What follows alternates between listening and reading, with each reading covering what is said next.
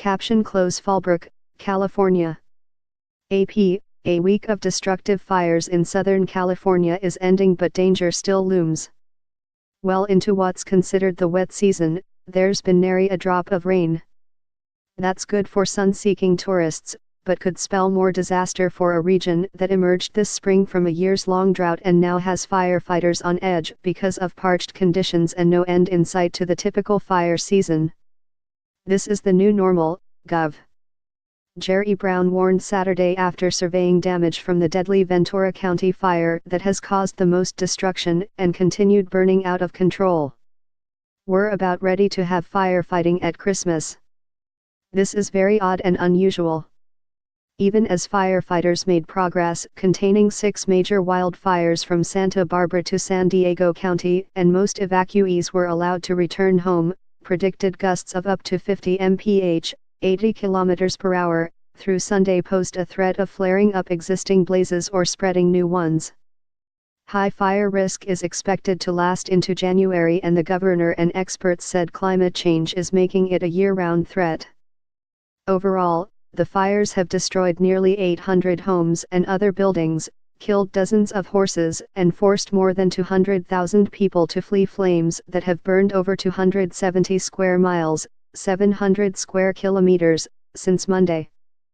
One death, so far, a 70-year-old woman who crashed her car on an evacuation route, is attributed to the fire in Santa Paula, a small city next to Ventura where the fire began.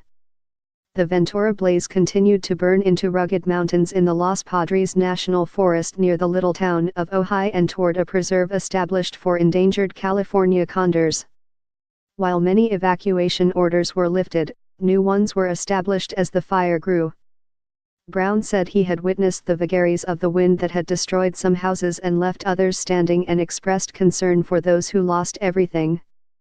"What can you say?" he asked.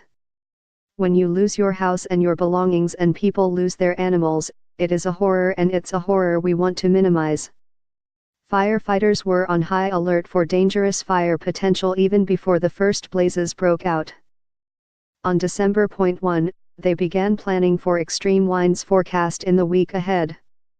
Ken Pimlett, chief of the California Department of Forestry and Fire Protection, said authorities were prepared for destruction on the level of 2003 and 2007 firestorms in Southern California and possibly those in Northern California that killed 44 people and destroyed nearly 9,000 homes and other buildings in October. By Monday, officials had brought in fire crews from the northern part of the state as reinforcements and marshaled engines, bulldozers, and aircraft.